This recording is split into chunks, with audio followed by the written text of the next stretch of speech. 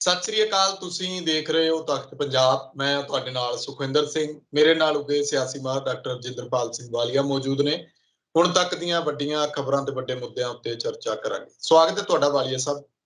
ਸ਼ੁਕਰੀਆ ਜੀ ਸੁਖਵਿੰਦਰ। ਸ਼ੁਕਰੀਆ ਵਾਲੀਆ ਸਾਹਿਬ। ਕੱਲ ਨੂੰ ਘੱਲੂਘਾਰਾ ਦਿਵਸ ਹੈ, 6 ਜੂਨ ਹੈ। ਉਹਦੇ ਤੋਂ ਪਹਿਲਾਂ ਸਰਕਾਰਾਂ ਅਲਰਟ ਤੇ ਨੇ, ਪ੍ਰਸ਼ਾਸਨ ਨੂੰ ਅਲਰਟ ਤੇ ਕੀਤਾ ਹੋਇਆ।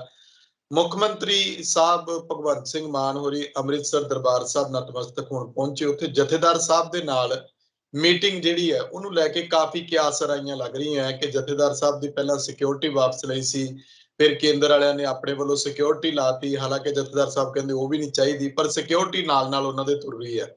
ਹੁਣ ਬੰਦ ਕਮਰਾ ਮੀਟਿੰਗ ਤੋਂ ਬਾਅਦ ਇਹਦੇ ਪ੍ਰਭਾਵ ਲਾ ਲਓ ਕਿ ਸਰਕਾਰ ਕੀ ਕਰਨਾ ਚਾਹੁੰਦੀ ਹੈ, ਕਿ ਅੱਗੇ ਕਿਸ ਢੰਗ ਨਾਲ ਜਥੇਦਾਰ ਸਾਹਿਬਾਨ ਅਕਾਲ ਤਖਤ ਸਾਹਿਬ ਦੇ ਨਾਲ ਮਿਲ ਕੇ ਕਿ ਮਤਲਬ ਕਿ ਕੀ ਐਕਸ਼ਨ ਦੀ ਤਿਆਰੀ ਹੋ ਰਹੀ ਹੈ ਕਿ ਕਿਸ ਢੰਗ ਨਾਲ ਅੱਗੇ ਨੇਪਰੇ ਚਾੜਿਆ ਜਾਵੇ ਇਸ ਸਮੇਂ ਨੂੰ। ਦੇਖੋ, ਜਿੱਥੇ ਤੱਕ ਘੱਲੂਘਾਰਾ ਦਿਵਸ ਦਾ ਸੰਬੰਧ ਹੈ, ਇਹ ਸਭ ਨੂੰ ਪਤਾ ਹੈ ਕਿ ਇਸ ਦੇਸ਼ ਦੇ ਵਿੱਚ ਜਿਹੜੇ ਸਿੱਖ ਉਹ ਸਿਰਫ 1.5% ਤੋਂ ਵੀ ਘੱਟ ਨੇ, ਸਮਝੋ ਉਹ ਸਾਰੇ ਦੇਸ਼ ਦੇ ਵਿੱਚ। ਤੇ ਜਦੋਂ ਦੇਸ਼ ਦੀ ਆਜ਼ਾਦੀ ਦਾ ਮੌਕਾ ਸੀ, ਆਜ਼ਾਦੀ ਦੀ ਸਟਰਗਲ ਚੱਲ ਰਹੀ ਸੀ, ਉਸ ਸੰਘਰਸ਼ ਦੇ ਵਿੱਚ ਅੰਕੜੇ ਦੱਸਦੇ ਨੇ ਕਿ ਸਭ ਤੋਂ ਜ਼ਿਆਦਾ ਸ਼ਹੀਦੀਆਂ, ਸਭ ਤੋਂ ਜ਼ਿਆਦਾ ਕੈਦ ਕੱਟੀ, ਫਾਂਸੀ ਤੇ ਲੱਗੇ, ਕਾਲੇ ਪਾਣੀ ਗਏ, ਉਹ ਸਿੱਖ ਕੌਮ ਦੇ ਬਹਾਦਰ ਗਏ। ਲੇਕਿਨ ਉਸ ਤੋਂ ਬਾਅਦ ਲਗਾਤਾਰ ਸਿੱਖਾਂ ਦੇ ਮਨ ਦੇ ਵਿੱਚ ਇਹ ਗੱਲ ਰਹੀ ਕਿ ਜੇ ਦੇਸ਼ ਨੂੰ ਰੀਆਰਗੇਨਾਈਜ਼ ਕਰਨ ਲਈ ਭਾਸ਼ਾ ਦੇ ਨਾਂ ਤੇ ਸੂਬੇ ਬਣਾਏ, ਪੰਜਾਬੀ ਸੂਬੇ ਲਈ ਕਿਉਂ ਇੰਨੀ ਸਟਰਗਲ ਕਰਨੀ ਪਈ। ਤੋ ਇੱਕ ਖਾਸ ਕਿਸਮ ਦਾ ਵਿਤਕਰਾ, ਇੱਕ ਖਾਸ ਕਿਸਮ ਦੀ ਭਾਵਨਾ, ਦੂਜੇ ਦਰਜੇ ਦੇ ਸ਼ਹਿਰੀ ਹੋਣ ਵਾਲੀ ਭਾਵਨਾ ਆਮ ਬੰਦੇ 'ਚ, ਸਿੱਖਾਂ 'ਚ ਵੀ ਪਨਪੀ। ਤੇ ਇਹ ਭਾਵਨਾ ਨੂੰ ਸਿਆਸੀ ਲੋਕਾਂ ਨੇ ਆਪਣੇ ਸਵਾਰਥੀ ਹਿੱਤਾਂ ਲਈ ਵਰਤਿਆ ਵੀ। ਤੇ ਖਾਸ ਤੌਰ ਤੇ ਜਦੋਂ ਦੇਸ਼ ਦੇ ਵਿੱਚ ਐਮਰਜੈਂਸੀ ਲੱਗਦੀ ਹੈ, ਉਸ ਵੇਲੇ ਜਿਸ ਤਰੀਕੇ ਨਾਲ ਸ਼੍ਰੋਮਣੀ ਅਕਾਲੀ ਦਲ ਨੇ ਉਹਦਾ ਵਿਰੋਧ ਕੀਤਾ, ਬਾਕੀ ਪਾਰਟੀਆਂ ਨੂੰ ਵੀ ਕੀਤਾ, ਪਰ ਜਿੰਨਾ ਇਹਨਾਂ ਨੇ ਵਿਰੋਧ ਕੀਤਾ, ਜਾਂ ਇਹ ਕਹਿ ਲਓ ਕਿ ਜੇ ਵਿਰੋਧ ਨਾ ਕਰਦੇ ਤਾਂ ਇੰਦਰਾ ਗਾਂਧੀ ਨਾਰਾਜ਼ ਨਾ ਹੁੰਦੀ। ਤੇ ਇੰਦਰਾ ਗਾਂਧੀ ਨੇ ਤਾਂ ਸਨੇਹ ਵੀ ਘੱਲੇ ਸੀ, ਤੁਸੀਂ ਦੱਸੋ ਤੁਹਾਨੂੰ ਚਾਹੀਦਾ ਕੀ ਹੈ। ਕਿ ਸਿੱਖਾਂ ਨਾਲ ਉਹ ਜਿਹੜੀ ਦੂਰੀ ਵਧੀ ਉਦੋਂ। ਲੇਕਿਨ ਆਜ਼ਾਦੀ ਤੋਂ ਪਹਿਲਾਂ ਹੀ ਬਣੇ, ਆਜ਼ਾਦੀ ਤੋਂ ਬਾਅਦ ਅਕਾਲੀਆਂ ਤੇ ਸਿੱਖਾਂ ਦੀ ਜਿਹੜੀ ਸ਼੍ਰੋਮਣੀ ਅਕਾਲੀ ਦਲ ਤੇ ਕਾਂਗਰਸ ਦਾ ਕੋਈ ਜ਼ਿਆਦਾ ਵਿਰੋਧ ਨਜ਼ਰ ਨਹੀਂ ਆਉਂਦਾ ਸੀ। ਇੱਥੋਂ ਤੱਕ ਆਪਾਂ ਨੂੰ ਪਤਾ ਹੈ ਕਿ ਜਦੋਂ ਸਰਦਾਰ ਪ੍ਰਕਾਸ਼ ਸਿੰਘ ਬਾਦਲ ਦੀ ਪਹਿਲੀ ਸਰਕਾਰ ਸੀ, ਉਹ ਪਹਿਲਾ ਵਾਰ ਜਿੱਤੇ ਨੇ, ਜਦੋਂ ਬਾਦਲ ਸਾਹਿਬ, ਸੌਰੀ ਸਰਕਾਰ ਦੀ ਗੱਲ ਨਹੀਂ, 1957 ਦੀ ਗੱਲ ਹੈ, ਤੇ ਉਸ ਵੇਲੇ ਕਾਂਗਰਸ ਦੀ ਟਿਕਟ ਤੋਂ ਜਿੱਤੇ ਸੀ। ਯਾਨੀ ਬਹੁਤ ਸਾਰੇ ਇਸ ਤਰ੍ਹਾਂ ਹੀ ਹੁੰਦੇ ਸੀ, ਕਾਂਗਰਸ ਤੇ ਅਕਾਲੀਆਂ 'ਚ ਕੋਈ ਜ਼ਿਆਦਾ ਫਰਕ ਨਹੀਂ ਸੀ। ਲੇਕਿਨ ਦੂਰੀਆਂ ਵਧੀਆਂ, ਦੂਰੀਆਂ ਵਧਣ ਦੇ ਨੁਕਸਾਨ ਹੋਏ। ਸ਼੍ਰੋਮਣੀ ਅਕਾਲੀ ਦਲ ਦੇ ਆਪਣੇ ਜਿਹੜੇ ਹੈ ਉਹਨਾਂ 'ਚ ਵੀ ਕਿਤੇ ਨਾ ਕਿਤੇ, ਜਦੋਂ ਆਪਾਂ ਕੋਈ ਲੰਬੀ ਗੱਲ ਹੈ ਕਿ ਪ੍ਰਕਾਸ਼ ਸਿੰਘ ਬਾਦਲ ਜਾਂ ਸ਼੍ਰੋਮਣੀ ਅਕਾਲੀ ਦਲ, ਇਹਨਾਂ ਦੇ ਹਿੱਤ ਗਿਆਨੀ ਜੈਲ ਸਿੰਘ, ਦਰਬਾਰਾ ਸਿੰਘ ਦੇ, ਦੋਨਾਂ ਦੀ ਲੜਾਈ, ਦੋਨੇ ਕਾਂਗਰਸੀਆਂ ਦੀ, ਤੇ ਬਹੁਤ ਕੁਛ ਉਦੋਂ ਹੋਇਆ। ਉਹ ਜਿਹੜਾ ਬਹੁਤ ਕੁਛ ਹੋਇਆ, ਉਹਦੇ ਵਿੱਚੋਂ ਇਹ ਵੱਡਾ ਦੁਖਾਂਤ ਜਿਹੜਾ ਵਾਪਰਿਆ ਸੀ, ਅਕਾਲ ਤਖਤ ਸਾਹਿਬ ਦਾ ਢਹਿ ਢੇਰੀ ਹੋਣਾ, ਸੰਤ ਜਰਨੈਲ ਸਿੰਘ ਭਿੰਡਰਾਂਵਾਲੇ ਦਾ ਪਿਕਚਰ 'ਚ ਆਉਣਾ, ਇੰਦਰਾ ਗਾਂਧੀ ਦੀ, ਜਾਂ ਬੂਟਾ ਸਿੰਘ, ਜਾਂ ਉਸ ਵੇਲੇ ਜਿਹੜਾ ਅੱਜ ਕੱਲ੍ਹ ਅਜੀਤ ਡੋਵਾਲ ਹੈ, ਉਦੋਂ ਜਿਹੜਾ ਹੈ ਇਹ ਵੀ ਬਲੈਕ ਥੰਡਰ ਵੇਲੇ ਹਰਿਮੰਦਰ ਸਾਹਿਬ ਸੀ। ਇਹ ਸਾਰੇ ਘਟਨਾਵਾਂ ਵੱਡੀਆਂ ਨੇ, ਲੇਕਿਨ ਪਤਾ ਹੋਣਾ ਜ਼ਰੂਰ ਚਾਹੀਦਾ।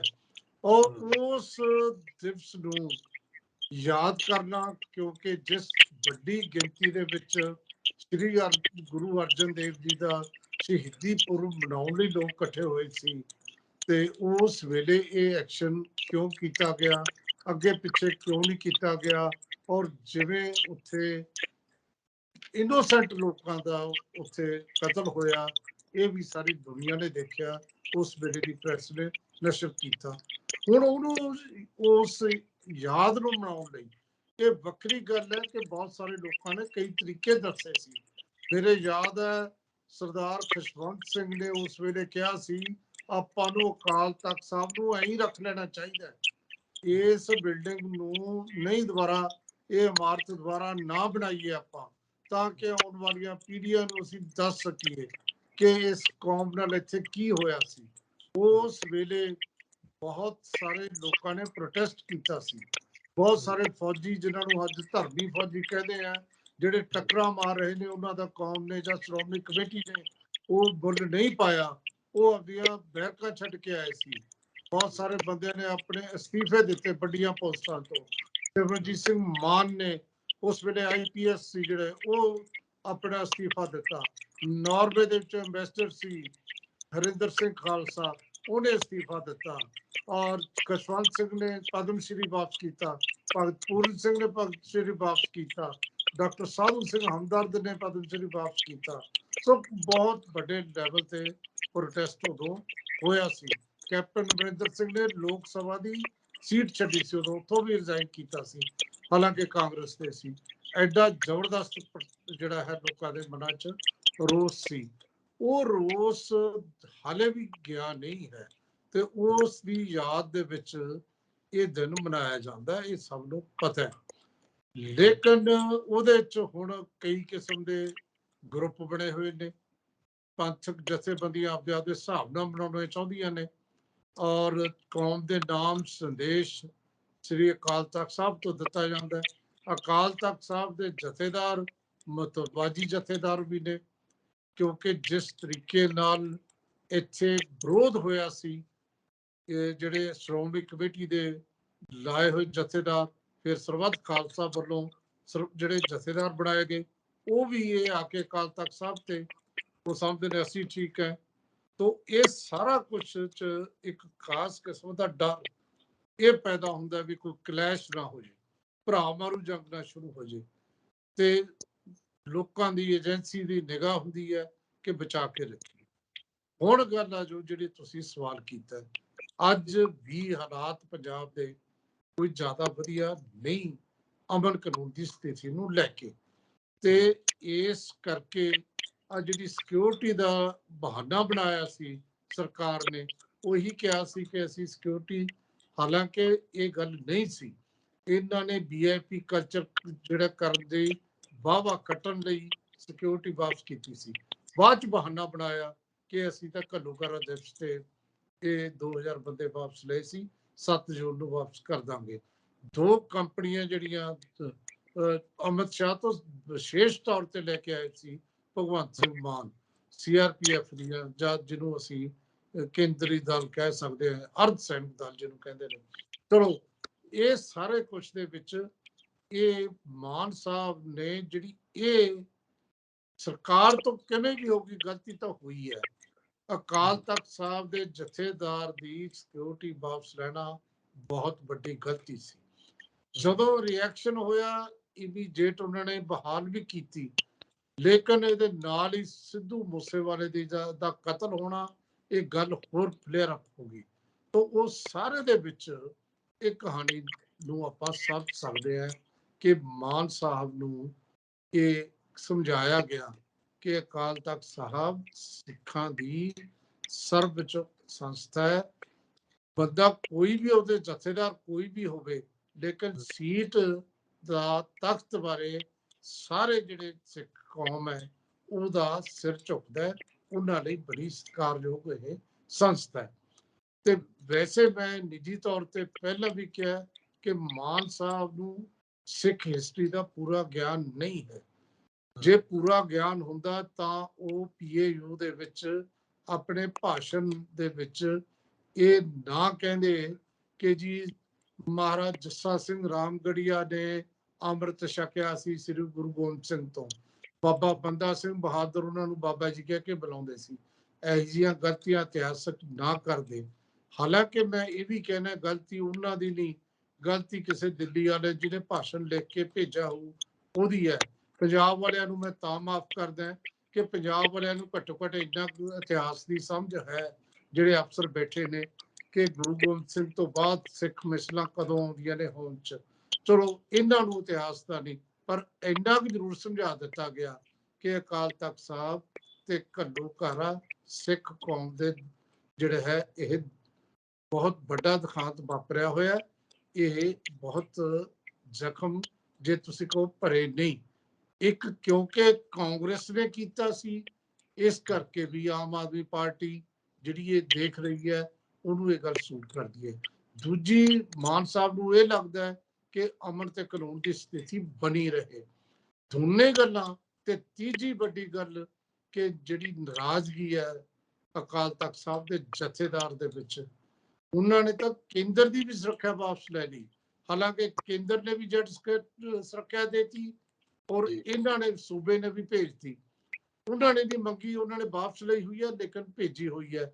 ਇਹਦਾ ਮਤਲਬ ਕੋਈ ਇਨਪੁਟ ਆਈ ਹੈ ਜਥੇਦਾਰ ਅਕਾਲ ਤਖਤ ਸਾਹਿਬ ਨੂੰ ਕੋਈ ਖਤਰਾ ਹੈ, ਤਾਂ ਹੀ ਉਹਨਾਂ ਨੇ ਭੇਜੀ ਹੈ। ਹੋ ਸਕਦਾ ਹੈ ਜਦੋਂ ਆਪਾਂ ਇਹ ਗੱਲ ਕਰ ਰਹੇ ਹਾਂ ਸੁਖਵਿੰਦਰ ਜੀ, ਉਸ ਵੇਲੇ ਮੀਟਿੰਗ ਚੱਲ ਰਹੀ ਹੈ, 10-15 ਅਗਲੇ ਅੱਧੇ ਘੰਟੇ ਚ ਮੀਟਿੰਗ ਨੇ ਖਤਮ ਹੋਣਾ ਹੈ, ਗੱਲ ਬਾਹਰ ਆ ਜਾਣੀ ਹੈ। ਜੇ ਗੱਲ ਨਹੀਂ ਵੀ ਬਾਹਰ ਆਉਂਦੀ ਤਾਂ ਮੇਰਾ ਆਪਣਾ ਖਿਆਲ ਹੈ ਕਿ ਜਿਹੜੀ ਕਿਉਂਕਿ ਪੱਤਰਕਾਰੀ ਚ ਕਿਆਸ ਰਾਈਆਂ ਜ਼ਿਆਦਾ ਲੱਗਦੀਆਂ ਹੁੰਦੀਆਂ ਨੇ, ਮੇਰਾ ਆਪਣਾ ਖਿਆਲ ਹੈ ਕਿ ਇੱਕ ਵੱਡਾ ਮਸਲਾ ਤਾਂ ਸਿਕਿਉਰਿਟੀ ਦਾ ਹੋਏਗਾ।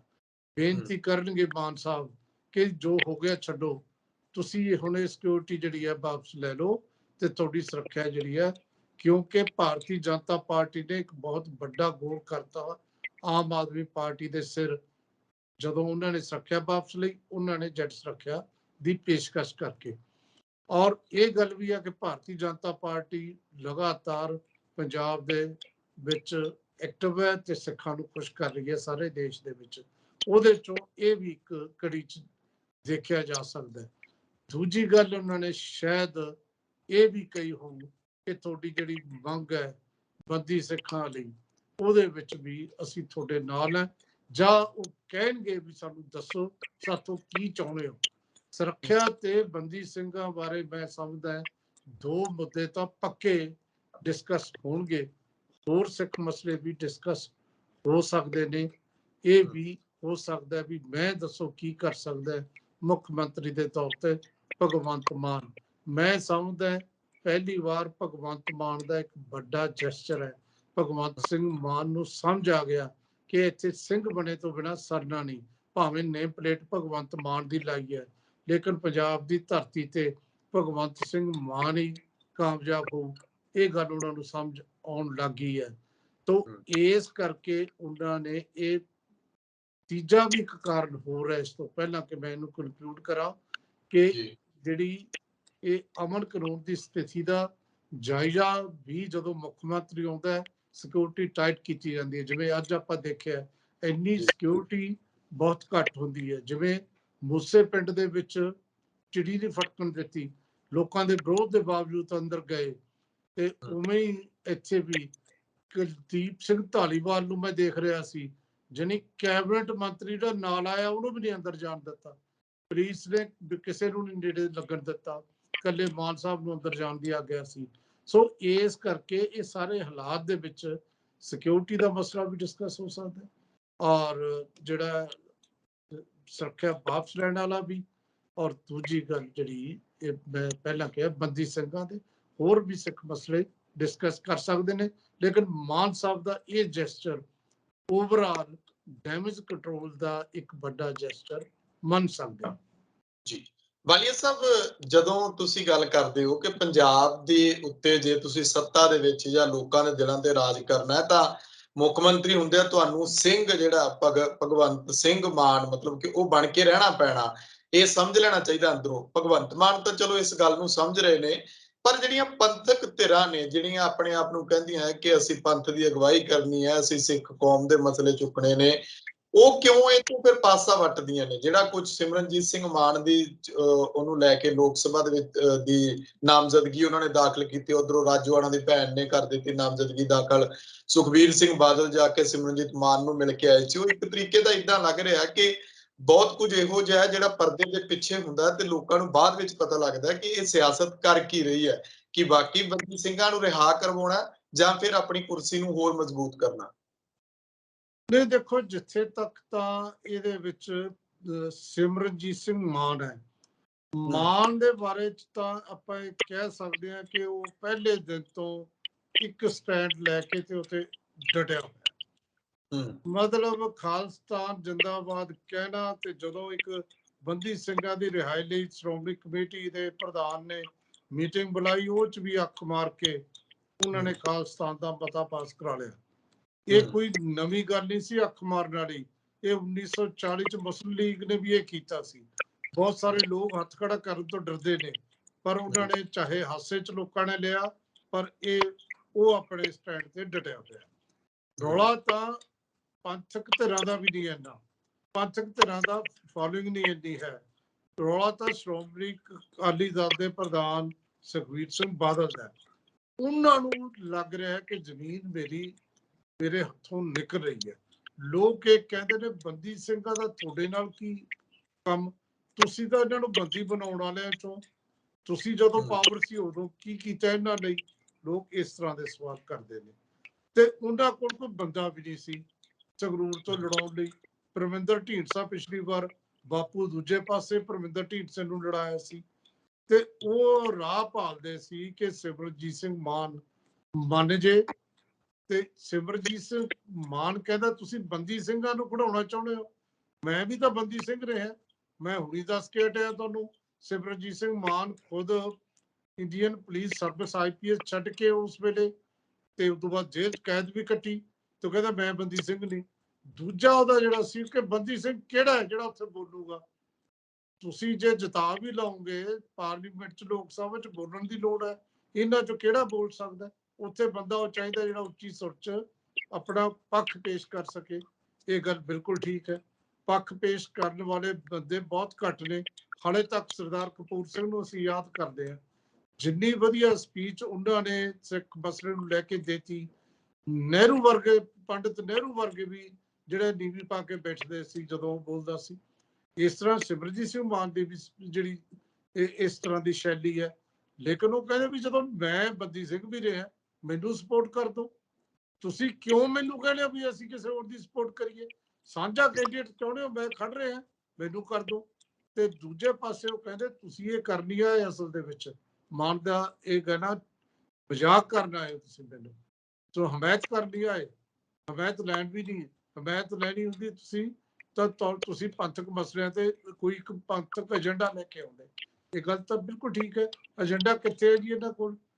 ਜਿਹੜੀਆਂ ਪੰਥਕ ਜਥੇਬੰਦੀਆਂ ਇਹ ਕਹਿੰਦੀਆਂ ਨੇ ਕਿ ਜੀ ਆਪਾਂ ਇੱਕ ਰੱਖੀਏ ਸ਼੍ਰੋਮਣੀ ਅਕਾਲੀ ਦਲ ਦਾ, ਹੁਣ ਇਹ ਵੀ ਕੰਟਰਡਿਕਸ਼ਨ ਹੈ। ਉਹਨਾਂ ਨੂੰ ਪੁੱਛੀਏ ਥੋੜਾ ਅਕਾਲ ਤਖਤ ਦਾ ਜਥੇਦਾਰ ਕੌਣ ਹੈ, ਭਾਈ ਹਵਾਰਾ ਹੈ ਜਾਂ ਮੰਡ ਸਾਹਿਬ ਨੇ ਜਾਂ ਗਿਆਨੀ ਹਰਪ੍ਰੀਤ ਸਿੰਘ ਹੈ। ਉਹ ਤਾਂ ਬਤਵਾਜੀ ਜਥੇਦਾਰ ਨੂੰ ਮੰਨਦੀਆਂ ਨੇ, ਤੇ ਫਿਰ ਕਿਵੇਂ ਏਜੰਡਾ ਇੱਕ ਹੋ ਜਾਊਗਾ। ਤੇ ਇਹ ਫਿਰ ਹੋਇਆ ਇਹ ਹੈ ਕਿ ਜਦੋਂ ਭਾਈ ਬਲਵੰਤ ਸਿੰਘ ਰਾਜੋਆਣਾ ਆਪਣੇ ਪਿਤਾ ਦੇ ਭੋਗ ਚ ਆਉਂਦੇ ਨੇ, ਉਹ ਵੋਟ ਪਾਉਣ ਦੀ ਗੱਲ ਕਹਿ ਕੇ ਵੀ ਅਕਾਲੀਆਂ ਨੂੰ ਵੋਟ ਪਾਓ, ਕਿੰਨੇ ਨੇ ਵੋਟ ਪਾਈ, 3 ਵੀ ਨਹੀਂ ਜਿੱਤੇ ਚੰਗੀ ਤਰ੍ਹਾਂ। ਤੇ ਫਿਰ ਇਸ ਕਰਕੇ ਸ਼੍ਰੋਮਣੀ ਅਕਾਲੀ ਦਲ ਦੀ ਆਪਦੀ ਪ੍ਰੋਬਲਮ ਰਹੀ। ਮਾਨ ਇੱਥੇ ਠੀਕ ਹੈ, ਮਾਨ ਸਾਹਿਬ ਇਹ ਕਹਿੰਦੇ ਵੀ ਤੁਸੀਂ ਉਹ ਕਰਦੇ ਹੋ। ਹੁਣ ਬੀਬੀ ਕਮਲਜੀਤ ਕੌਰ ਨੂੰ ਖੜਾ ਕੀਤਾ ਸ਼੍ਰੋਮਣੀ ਅਕਾਲੀ ਦਲ ਨੇ।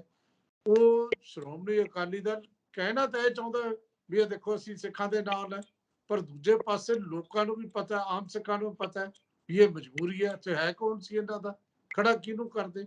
ਸੋ ਇਸ ਕਰਕੇ ਇਹ ਜਿਹੜੀ ਇੱਕ ਹੋਰ ਵੀ ਗੱਲ ਹੈ, ਹਾਲੇ ਵੀ ਉਹਨਾਂ ਦੀ ਲੜਾਈ ਹੈ। ਉਹਨੇ ਜੇ ਸਿਮਰਜੀਤ ਸਿੰਘ ਮਾਨ ਵੋਟਾਂ ਵੱਧ ਲੈ ਜਾਂਦਾ, ਮਾਨ ਤਾਂ ਇਹ ਵੀ ਕਹਿੰਦਾ ਕਿ ਜੇ ਸਿੱਧੂ ਮੂਸੇਵਾਲਾ ਜਿਉਂਦਾ ਹੁੰਦਾ ਉਹ ਮੇਰੇ ਹੱਕ ਚ ਆਉਂਦਾ, ਚਾਹੇ ਉਹ ਕਾਂਗਰਸ। ਪਰ ਇੱਕ ਗੱਲ ਇੰਟਰਵਿਊ ਚ ਸਿੱਧੂ ਮੂਸੇਵਾਲੇ ਨੇ ਕਹੀ ਵੀ ਸੀ ਕਿ ਮੈਨੂੰ ਤਾਂ ਸਮਝ ਨਹੀਂ ਆਉਂਦੀ, ਦੀਪ ਸਿੱਧੂ ਦੇ ਇਕੱਠ ਇੰਨਾ ਹੋਇਆ, ਤੁਸੀਂ ਅਮਰਗੜ੍ਹ ਤੋਂ ਬੰਦਾ ਤਾਂ ਜਿਤਾਇਆ ਨਹੀਂ ਉਹਦਾ।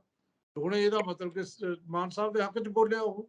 ਤੋਂ ਇਹ ਸਾਰੇ ਸਿਚੁਏਸ਼ਨ ਦੇ ਵਿੱਚ ਇਹ ਜਿਹੜੇ ਪੰਥਕ ਧਿਰਾਂ ਦਾ ਉਮੀਦਵਾਰ ਬੀਬੀ ਕਮਲਜੀਤ ਕੌਰ ਨੂੰ ਬਣਾਇਆ, ਉਹ ਇਸ ਤਰ੍ਹਾਂ ਦੇਖਿਆ ਜਾ ਸਕਦਾ ਸੀ। ਜੀ ਵਾਲੀਦ ਸਾਹਿਬ, ਅਗਲੀ ਖਬਰ ਜਿਹੜੀ ਹੈ ਕਿ ਆਮ ਆਦਮੀ ਪਾਰਟੀ ਦੀ ਜਿਹੜੀ ਸੱਤਾ ਉਹ ਪੰਜਾਬ ਤੇ ਕਾਇਮ ਹੈ, ਪਰ ਫਿਰ ਵੀ ਜਿਹੜੇ ਲੀਡਰ ਨੇ ਉਹ ਛਾਲ ਮਾਰ ਕੇ ਕਾਂਗਰਸ ਤੋਂ ਭਾਜਪਾ ਦੇ ਵਿੱਚ ਚਲੇ ਜਾਂਦੇ ਨੇ। ਹਾਲਾਂਕਿ ਕੁਝ ਕਾਂਗਰਸ ਵਾਲੇ ਜਿਹੜੇ ਉਹ ਆਮ ਆਦਮੀ ਪਾਰਟੀ ਵਿੱਚ ਵੀ ਪਿੱਛੇ ਸ਼ਾਮਲ ਹੋਏ ਨੇ, ਹਿਮਾਚਲ ਚੋਂ ਵੀ ਇਹਨਾਂ ਦੇ ਵਿੱਚ ਸ਼ਾਮਲ ਹੋਏ ਨੇ। ਬਾਅਦ ਵਿੱਚ ਇਹ ਭਾਵੇਂ ਕਹਿ ਦੇਣ ਕਿ ਇਹ ਤਾਂ ਜੀ ਕੂੜਾਦਾਨ ਹੈ, ਉਧਰ ਲੈ ਗਏ ਉਧਰ ਲੈ ਗਏ, ਪਰ ਸਵਾਲ ਤਾਂ ਇਹ ਖੜਾ ਹੁੰਦਾ ਹੈ ਕਿ ਆਖਿਰਕਾਰ ਭਾਜਪਾ ਦੇ ਵਿੱਚ ਸ਼ਾਮਲ ਹੋਣਾ ਜਿਹੜਾ ਸਾਫ਼-ਸਾਫ਼ ਦਿਖ ਰਿਹਾ ਹੈ ਕਿ ਕਿਹੜੇ ਮਤਲਬ ਕਿ ਇਹੋ ਜਿਹੇ ਪਿਛਲੇ ਜਿਹੜੇ ਮਾੜੇ ਮੋਟੇ ਕੀਤੇ ਕਰਾਏ ਜਿਹੜੇ ਕਾਂਡ ਨੇ ਉਹ ਕਿਤੇ ਸਾਹਮਣੇ ਨਾ ਆ ਜਾਣ, ਇਹ ਸਾਫ਼ ਦਿਖਦਾ ਆ। ਪਰ ਸਵਾਲ ਫੇਰ ਉੱਥੇ ਹੀ ਆ ਜਾਂਦਾ ਕਿ ਆਮ ਆਦਮੀ ਪਾਰਟੀ ਪਸੰਦ ਕਿਉਂ ਨਹੀਂ ਬਣਦੀ ਇਹਨਾਂ ਦੀ, ਜਿਹੜੀ ਐ ਲੰਘਦੀ ਅੱਜ ਦੀ ਘੜੀ ਲੱਗਦੀ ਹੈ ਕਿ ਲੌਂਗ ਰਨ ਵਿੱਚ ਆਊਗੀ।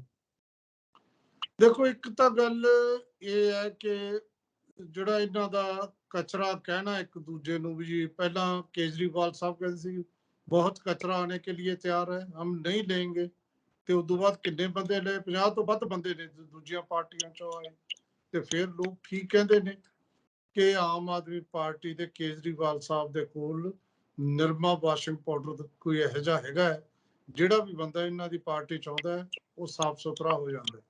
ਬਿਲਕੁਲ ਉਵੇਂ ਲੋਕ ਹੁਣ ਕਹਿੰਦੇ ਨੇ ਉਹ ਪਾਊਡਰ ਭਾਰਤੀ ਜਨਤਾ ਪਾਰਟੀ ਕੋਲ ਵੀ ਹੈ, ਕਿ ਉਹ ਵੀ ਜਿਹੜਾ ਬੰਦਾ ਬਾਹਰ ਹੈ ਉਹ ਦਾਗੀ ਹੈ। ਹੁਣ ਜਿਹੜੇ ਬੰਦੇ ਕੱਲ ਆਏ ਨੇ ਉਹਨਾਂ ਬਾਰੇ ਗੱਲ ਤਾਂ ਠੀਕ ਕਹਿ ਰਿਹਾ ਹੈ ਆਮ ਆਦਮੀ ਪਾਰਟੀ ਦਾ ਜਿਹੜਾ ਬੁਲਾਰਾ ਹੈ, ਕਿ ਇਹਨਾਂ ਦੇ ਖਿਲਾਫ ਤੁਸੀਂ ਮੁਹਿੰਮ ਚਲਾਈ ਹੋਈ ਸੀ। ਉਹ ਤਾਂ ਸਭ ਨੂੰ ਪਤਾ ਹੈ, ਫਤਿਹ ਕਿੱਟਾਂ ਨੂੰ ਲੈ ਕੇ ਜਿੰਨਾ ਰੌਲਾ ਆਮ ਆਦਮੀ ਪਾਰਟੀ ਨੇ ਪਾਇਆ ਸੀ ਕਿ ਬਲਬੀਰ ਸਿੱਧੂ ਨੇ ਬਹੁਤ ਵੱਡੀ ਕਰਪਸ਼ਨ ਕੀਤੀ ਹੈ, ਤੇ ਹੁਣ ਉਹੀ ਬਲਬੀਰ ਸਿੱਧੂ ਉੱਧਰ ਚਲਾ ਗਿਆ। ਇਹ ਕਿਵੇਂ ਹੋਇਆ? ਤੇ ਸ਼ਾਮ ਸੁੰਦਰ ਜਿਹੜਾ ਅਰੋੜਾ, ਉਹਦੇ ਬਾਰੇ ਵੀ ਤਾਂ ਹੁਣ ਤੱਕ ਮੰਗ ਲੋਕ ਕਰਦੇ ਨੇ ਵੀ ਉਹਦੀ ਜਾਂਚ ਕਰਾਈ ਜਾਏ। ਕਿਹੜਾ ਬੰਦਾ ਜਿਹਦੀ ਇਸ ਗੱਲ ਨਹੀਂ? ਗੁਰਪ੍ਰੀਤ ਕਾਂਗੜ, ਉਹਦੇ ਜਵਾਈ ਦੇ ਬਾਰੇ ਕਿੰਨਾ ਰੌਲਾ ਪਿਆ ਸੀ ਕਿ ਇਹਨੂੰ ਕਿਵੇਂ ਜਿਹੜੀ ਆ ਅਪਾਇੰਟਮੈਂਟ ਹੋਊਗੀ। ਤਾਂ ਜਿਹੜਾ ਮਰਜ਼ੀ ਚੱਕ ਲਈਏ, ਜੇ 4 ਬੰਦੇ ਗਏ ਨੇ, ਰਾਜਕੁਮਾਰ ਵੇਰਕਾ, ਸ਼ਾਮ ਸੁੰਦਰ ਅਰੋੜਾ, ਬਲਵੀਰ ਸਿੱਧੂ, ਗੁਰਪ੍ਰੀਤ ਕਾਂਗੜ, ਤੇ ਜਿਹੜੀ ਬੀਬੀ ਉਹ ਵੀ ਤਾਂ ਇੱਕ ਮਿਨਿਸਟਰ ਹੀ ਹੈ, ਚਾਹੇ ਅਕਾਲੀਆਂ ਚੋਂ ਮਿਨਿਸਟਰ ਵਰਗੀ ਹੁੰਦੀ ਹੈ, chief parliamentary secretary Mahinder Kaur Josh, ਉਹ ਵੀ ਉਧਰ ਗਈ ਹੈ। ਤੇ ਉਹ ਜਿਹੜਾ ਬੰਦਾ ਸੁਖਬੀਰ ਸਿੰਘ ਬਾਦਲ ਨੂੰ ਸ਼ਰੇਆਮ ਪੁੱਛ ਬੈਠਾ ਸੀ ਕਿ ਦੱਸ ਦਿਓ ਤੁਸੀਂ ਸਪੋਰਟ ਕਿਹਦੀ ਕਰ ਰਹੇ ਹੋ, ਮੈਂ ਤੁਹਾਡਾ ਕੈਂਡੀਡੇਟ ਹੈ ਜਾਂ ਮਨਪ੍ਰੀਤ ਬਾਦਲ ਹੈ, ਉਹ ਵੀ ਸਰੂਪ ਚੰਦ ਸਿੰਗਲਾ ਵੀ ਉਧਰ ਗਿਆ। ਕਈ ਬੰਦੇ ਐਸੇ ਨੇ, ਕੇਵਲ ਢਿੱਲੋਂ 2 ਵਾਰੀ ਐਮਐਲਏ ਰਿਹਾ। ਇਹ ਸਾਰਿਆਂ ਤੇ ਵਿਰੋਧੀ ਧਿਰ ਕਾਂਗਰਸ ਦਾ ਤਾਂ ਇਹ ਕਹਿਣਾ ਹੈ ਕਿ ਜੀ ਇਹ ਤਾਂ ਡਰ ਕੇ ਗਏ ਨੇ। ਇਹ ਤਾਂ ਉਹੀ ਨੇ ਜਿਹੜੇ ਕੈਪਟਨ ਸਾਹਿਬ ਦੇ ਜਿਹੜੀ ਫਾਈਲਾਂ ਦੇ ਵਿੱਚ ਜਿਨ੍ਹਾਂ ਦੇ ਨਾਂ ਨੇ, ਇਹ ਈਡੀ ਤੋਂ ਡਰਦੇ ਗਏ ਨੇ, ਇਹ ਉਹਨਾਂ ਨੇ ਕਿਹਾ। ਇਹ ਜਿਹੜੀ ਗੱਲ ਹੈ ਨਾ, ਇਹਨਾਂ ਨੇ ਇਹ ਕੀਤਾ ਕਿ ਈਡੀ ਜਿਹੜੀ ਹੈ ਇਹਨਾਂ ਤੇ ਛਾਪਾ ਨਾ ਮਾਰ ਲੈ। ਵੈਸੇ ਇੱਕ ਗੱਲ ਸੁਖਵਿੰਦਰ ਜੀ, ਇਹ ਗੱਲ ਹੈ ਵੀ ਠੀਕ। ਦੇਖੋ, ਗੱਲ ਇਹ ਹੈ ਕਿ ਕਦੇ ਵੀ ਆਪਾਂ ਇੱਕ ਲਿਸਟ ਲੈ ਸਕਦੇ ਹਾਂ ਕਿ ਕਿੰਨੇ ਕੇਸ ਜਿਹੜੇ ਨੇ ਸੀਬੀਆਈ ਦੇ ਜਾਂ ਕੇਂਦਰੀ ਏਜੰਸੀ ਈਡੀ ਦੇ, ਜਿਹੜੇ ਜਿਹੜੇ ਭਾਰਤੀ ਜਨਤਾ ਪਾਰਟੀ ਦੇ ਜਿਨ੍ਹਾਂ ਨੇ ਰੇਡ ਕੀਤੀ ਹੋਵੇ, ਦੂਜਿਆਂ ਦੇ ਹੋਊਗੀ। ਚਾਹੇ ਤਾਂ ਭਾਰਤੀ ਜਨਤਾ ਪਾਰਟੀ ਦਾ ਕੋਈ ਬੰਦਾ ਦੂਜਾ ਹੈ, ਇਹਨਾਂ ਦਾ ਆਪਣਾ ਸ਼ਿਵ ਸੈਨਾ ਦਾ, ਉਹਨਾਂ ਤੇ ਰੇਡ, ਐਨਸੀਪੀ ਵਾਲਿਆਂ ਤੇ ਰੇਡ, ਔਰ ਕਾਂਗਰਸੀਆਂ ਤੇ ਰੇਡ ਹੋ ਰਹੀ ਹੈ। ਕਾਂਗਰਸ ਦਾ ਹਾਈ ਕਮਾਂਡ ਵੀ ਬੁਲਾ ਲਈ ਹੁਣ ਉੱਥੇ। ਤਾਂ ਇਹ ਸਾਰੇ ਦੇ ਵਿੱਚ ਕਿਤੇ ਨਾ ਕਿਤੇ ਸਾਨੂੰ ਇਹ ਗੱਲ ਤਾਂ ਠੀਕ ਲੱਗਦੀ ਹੈ ਕਿ ਇਹ ਦਾਗੀ ਇਹਨਾਂ ਚੋਂ ਕਾਫੀ ਬੰਦੇ ਜਿਹੜੇ ਨੇ ਉਹ ਇੱਧਰ ਗਏ, ਪਰ ਸਾਫ਼ ਸੁਥਰਾ ਕਿਹੜਾ, ਇਹ ਵੀ ਦੇਖਣ ਵਾਲੀ ਗੱਲ ਹੈ। ਦੂਜੀ ਗੱਲ ਹੈ ਕਿ ਇਹਨਾਂ ਕੋਲ ਹੈ ਕੀ। ਜਿਹੜੀ ਕਾਂਗਰਸ ਪਾਰਟੀ ਹੈ ਨਾ ਜੀ, ਉਸ ਕਾਂਗਰਸ ਪਾਰਟੀ ਬਾਰੇ ਤਾਂ ਹੁਣ ਇਹ ਕਿਹਾ ਜਾਂਦਾ ਹੈ ਇਹ ਇਹੋ ਜਿਹਾ ਡੁੱਬਦਾ ਜਹਾਜ਼ ਹੈ ਜਿਹਨੂੰ ਕੈਪਟਨ ਹੀ ਡੋਬ ਰਿਹਾ। ਦੇਖੋ, ਸਮਝ ਨਹੀਂ ਆਉਂਦੀ ਇਹ ਪੁੱਤਰ ਮੋਹ ਕੈਸੀ ਚੀਜ਼ ਹੈ। ਇੰਨੇ ਚਿਰ ਤੋਂ ਲੱਗੇ ਹੋਏ ਨੇ। ਉਹਨਾਂ ਚੋਂ G20 ਵਾਲਾ ਇੱਕ ਬੰਦਾ ਤਾਂ ਅਖਿਲੇਸ਼ ਯਾਦਵ ਨਾਲ ਕਪਿਲ ਸਿੱਬਲ ਤਾਂ ਰਾਜ ਸਭਾ ਚਲਿਆ ਵੀ ਗਿਆ। ਇਹਨਾਂ ਨੇ ਲਗਾਤਾਰ ਮਿਹਨਤ ਕਰਕੇ, ਉਹ ਭਾਈ ਕਈ ਵਾਰੀ ਇਹੋ ਜਿਹੇ ਨਲਾਇਕ ਸਟੂਡੈਂਟ ਨੇ, ਮੈਂ ਤਾਂ ਸਾਰੀ ਉਮਰ ਪੜ੍ਹਾਇਆ, ਨਹੀਂ ਪਾਸ ਹੁੰਦੇ, ਤੇ ਹੁਣ ਇਹ ਚਾਹੁੰਦੇ ਨੇ ਕਿ ਉਹਨੂੰ ਮਨੀਟਰ ਬਣਾਇਆ। ਤੇ ਮਨੀਟਰ ਸਾਹਿਬ ਆਪ ਵਿਦੇਸ਼ 'ਚ ਫਿਰਦੇ ਰਹਿੰਦੇ ਨੇ, ਪਤਾ ਹੀ ਨਹੀਂ ਲੱਗਦਾ, ਡਾਂਸ ਕਰਦੇ ਰਹਿੰਦੇ ਨੇ। ਔਰ ਲੋਕ ਜਿਵੇਂ ਰਾਜਕੁਮਾਰ ਵੇਰਕਾ ਕੱਲ ਕਹਿੰਦੇ ਸੀ, ਜਦੋਂ ਹਾਈ ਕਮਾਂਡ ਨੂੰ ਮਿਲਣਾ ਹੀ ਔਖਾ ਹੋ ਜੇ, ਤੇ ਹਾਈ ਕਮਾਂਡ ਆਪ ਫਸੀ ਹੋਈ ਹੈ। ਚਲੋ, ਹੁਣ ਤੱਕ ਹਾਈ ਕਮਾਂਡ ਨੂੰ ਕੋਵਿਡ ਹੋ ਗਿਆ, ਵੈਸੇ ਤਾਂ ਲਗਭਗ 70% ਹਾਈ ਕਮਾਂਡ ਨੂੰ ਕੋਵਿਡ ਹੋ ਗਿਆ, ਕਿਉਂਕਿ ਸੋਨੀਆ ਗਾਂਧੀ ਨੂੰ ਵੀ ਹੋ ਗਿਆ, ਪ੍ਰਿयंका ਗਾਂਧੀ ਨੂੰ ਵੀ ਹੋ ਗਿਆ, ਤੇ ਰਹਿ ਗਿਆ ਇਕੱਲਾ ਰਾਹੁਲ ਗਾਂਧੀ ਜਿਹੜਾ ਬਾਹਰ ਗਿਆ ਹੋਇਆ ਸੀ। ਤੇ ਗੱਲ ਤਾਂ ਇਹ ਹੈ ਕਿ ਆਪ ਹੀ, ਜ਼ਰੂਰੀ ਨਹੀਂ, ਆਪ ਹੀ ਮਿਹਨਤ ਕਰਨ ਦੀ ਵੀ ਲੋੜ ਨਹੀਂ ਭਾਰਤੀ ਜਨਤਾ ਪਾਰਟੀ ਨੂੰ। ਇੱਕ ਕਾਂਗਰਸ ਮੁਕਤ ਕਰਨ ਲਈ ਉਹਨਾਂ ਦੇ ਆਪਦੇ ਬੰਦੇ ਬਹੁਤ ਨੇ। ਹਾਰਦਿਕ ਪਟੇਲ ਨੂੰ ਸੰਭਾਲਿਆ ਇਹਨਾਂ ਨੇ, ਸੁਨੀਲ ਜਿਹੜਾ ਜਾਖੜ ਨੂੰ ਸੰਭਾਲਿਆ ਇਹਨਾਂ ਨੇ। ਕਿੰਨੇ ਬੰਦੇ ਸੀ ਜਿਨ੍ਹਾਂ ਨੂੰ ਸੰਭਾਲਿਆ ਜਾ ਸਕਦਾ ਸੀ, ਨਹੀਂ ਸੰਭਾਲੇ। ਕੈਪਟਨ ਸਾਹਿਬ, ਜਾਖੜ ਸਾਹਿਬ, ਇਹ ਬੰਦਿਆਂ ਨੂੰ ਜੇ ਪੰਜਾਬ 'ਚ ਦੇਖੀਏ ਹਾਲੇ ਤਾਂ ਹੋਰ ਵੀ ਆਉਣੇ ਨੇ। ਕੱਲ ਜਦੋਂ ਮੀਟਿੰਗ ਚੱਲ ਰਹੀ ਸੀ, ਮਰਜਿੰਦਰ ਸਿੰਘ ਸਰਸਾ ਐ ਪੁੱਛ ਰਿਹਾ ਸੀ, ਭਾਈ ਜਿਵੇਂ ਮੈਂ ਉਹ ਸੰਤੋਖ ਸਿੰਘ ਧੀਰ ਦੀ ਕਹਾਣੀ ਆ ਨਾ, ਕੋਈ ਇੱਕ ਸਵਾਰ ਕੋਈ ਹੈ ਵੀ, ਹੋਰ ਇਹ ਵੀ ਪੁੱਛ ਰਿਹਾ ਸੀ ਕੋਈ ਹੈ, ਤੇ ਕਈ ਦੱਸ ਰਹੇ ਸੀ ਹਾਲੇ ਹੋਰ ਵੀ ਆ ਰਹੇ ਨੇ। ਤੇ ਜੇ ਐ 5-5 4-4 ਮਿਨਿਸਟਰ ਜਾਣ ਲੱਗ ਗਏ ਤੇ ਕਿਉਂ, ਜਿਹੜਾ ਤੁਸੀਂ ਪੁੱਛਿਆ ਆਮ ਆਦਮੀ ਪਾਰਟੀ 'ਚ ਕਿਉਂ ਨਹੀਂ ਜਾਂਦੇ? ਆਮ ਆਦਮੀ ਪਾਰਟੀ 'ਚ ਆਮ ਆਦਮੀ ਪਾਰਟੀ ਦਾ ਸਤਿੰਦਰ ਜੈਨ ਫਸਿਆ ਹੋਇਆ, ਸਿਹਤ ਮੰਤਰੀ ਈਡੀ ਦੀ ਹਿਰਾਸਤ 'ਚ ਹੈ, ਤੇ ਆਮ ਆਦਮੀ ਪਾਰਟੀ ਦਾ ਸੁਪਰੀਮੋ ਕਹਿੰਦਾ ਬਚਾ ਲਓ ਮਨੀਸ਼ ਸਿਸੋਦੀਆ ਵੀ ਫੜਿਆ ਜਾਊ। ਉਧਰ ਕਿਉਂ ਜਾਣਗੇ? ਜਿਹੜੇ ਬੰਦੇ ਪੋਲਿਟਿਕਸ 'ਚ ਨੇ, ਕੁਛ ਨਾ ਕੁਛ ਤਾਂ ਇੱਧਰ ਉੱਧਰ ਕੀਤਾ ਉਹਨਾਂ ਨੇ, ਉਹ ਤਾਂ ਫਿਰ ਉੱਥੇ ਜਾਣਗੇ ਜਿੱਥੇ ਉਹਨਾਂ ਦਾ ਬਚਾਅ ਹੋਊਗਾ। ਤੋਂ ਇਸ ਕਰਕੇ ਇਹ ਬੜੀ ਬਹੁਤ ਹੈਰਾਨੀ ਗੱਲ ਹੈ। ਇਹ ਸਿਆਸਤ ਹੈ ਜੀ ਸੁਖਵਿੰਦਰ ਜੀ। ਸਿਆਸਤ ਦੇ ਵਿੱਚ ਨਾ ਬੜਾ ਕੁਝ ਐਸਾ ਹੁੰਦਾ ਹੈ। ਆ ਮੈਂ ਇੱਕ ਸ਼ੇਅਰ, ਕੱਲ ਮੇਰਾ ਜਿਹੜਾ ਆਪਣਾ ਚੈਨਲ ਹੈ ਹਰਜਿੰਦਰ ਵਾਲੀਆ YouTube ਚੈਨਲ, ਉਹਦੇ ਵਿੱਚ ਮੈਂ ਅਸ਼ੋਕ ਅੰਜਮ ਦਾ ਇੱਕ ਸ਼ੇਅਰ ਪਾਇਆ ਸੀ ਕਿ ਇਹ ਤਾਂ ਤਵਾਇਫ ਵਰਗਾ ਹੁੰਦਾ ਹੈ, ये राजनीति भी तो तवायफ से कम नहीं, पकड़ा है इसका हाथ उधर छोड़ रही है। ते भाई ਗੱਲ ਤਾਂ ਇਹ ਹੈ, ਕੋਈ बता नहीं सकता कौन किसका है। जुलूस में भी किराए के लोग होते हैं, ਤੁਹਾਨੂੰ ਕੀ ਪਤਾ ਹੈ ਕੌਣ ਕਿਹਦਾ ਹੈ? ਤੁਸੀਂ ਕਹਿ ਰਹੇ ਹੋ ਨਾ ਹੁਣ, ਇਹਦੇ ਚ ਇਹ ਵੀ ਨਹੀਂ ਪਤਾ। ਸਾਡੇ ਤਾਂ ਗੁਆਂਢ ਚ ਭਜਨ ਲਾਲ ਸਵੇਰੇ ਕਾਂਗਰਸੀ, ਸ਼ਾਮ ਨੂੰ ਦੂਜੀ ਪਾਰਟੀ ਚਲਾ ਗਿਆ ਸੀ। ਕਿਸੇ ਦਾ ਕੁਝ ਨਹੀਂ ਪਤਾ ਵੀ ਕੌਣ ਕੀ ਹੈ। ਇਹ ਇੰਡੀਆ ਦੀ ਸਿਆਸਤ ਚ ਹੈ। ਤੇ ਜੇ ਤੁਸੀਂ ਕਹੋ ਕਿ ਸਾਰੇ ਇਮਾਨਦਾਰਾਂ ਦੀ, ਕਿਹੜੀ ਪਾਰਟੀ ਹੈ ਇਮਾਨਦਾਰਾਂ ਦੀ? ਇਮਾਨਦਾਰਾਂ ਦੀ ਕੋਈ ਪਾਰਟੀ ਨਹੀਂ। ਜੇ ਆਮ ਆਦਮੀ ਪਾਰਟੀ ਨੂੰ ਪੁੱਛੀਏ ਵੀ ਤੁਹਾਡੇ ਸਾਰੇ ਜਿਹੜੇ ਕੱਟੜ ਇਮਾਨਦਾਰ ਨੇ, ਜਿਹੜੇ ਇੱਧਰ ਉੱਧਰੋਂ ਗਏ ਨੇ 50 ਤੋਂ ਵੱਧ ਦੂਜੀਆਂ ਪਾਰਟੀਆਂ ਜਿਹਨੂੰ ਇਹ ਕਚਰਾ ਕਹਿੰਦੇ ਨੇ, ਜੇ ਉਹੀ ਕਚਰਾ ਆਮ ਆਦਮੀ ਪਾਰਟੀ ਚਲਾ ਜਾਂਦਾ ਤਾਂ ਉਹਨੂੰ ਧੋ ਧੂ ਕੇ ਸਾਫ਼ ਕਰ ਲੈਣਾ ਸੀ। ਬਸ ਇਹੀ ਹੈ ਪੰਜਾਬ ਦੀ ਸਿਆਸਤ, ਐਂ ਚੱਲਦੀ ਹੈ ਹਿੰਦੁਸਤਾਨ ਦੀ। ਪਰ ਦੁੱਖ ਇਸ ਗੱਲ ਦਾ ਹੈ ਕਿ ਇਹ ਸਿਆਸਤ ਚੰਗੀ ਤਾਂ ਬਣੂਗੀ, ਲੋਕਤੰਤਰ ਤਾਂ ਬਚੂ, ਜੇ ਕੋਈ ਵਧੀਆ ਵਿਰੋਧੀ ਧਿਰ ਹੋਵੇ ਲੋਕਤੰਤਰ 'ਚ।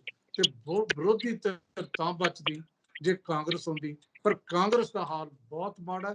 ਦੁੱਖ ਇਸ ਗੱਲ ਦਾ ਹੈ, ਜਿਹੜੇ ਕਾਂਗਰਸ ਦੇ ਕਮਾਂਡ ਕਰ ਰਹੇ ਨੇ ਉਹ ਹੀ ਆਪਣੀ ਕਾਂਗਰਸ ਦਾ ਹਾਲ ਮਾੜਾ ਕਰ ਰਹੇ।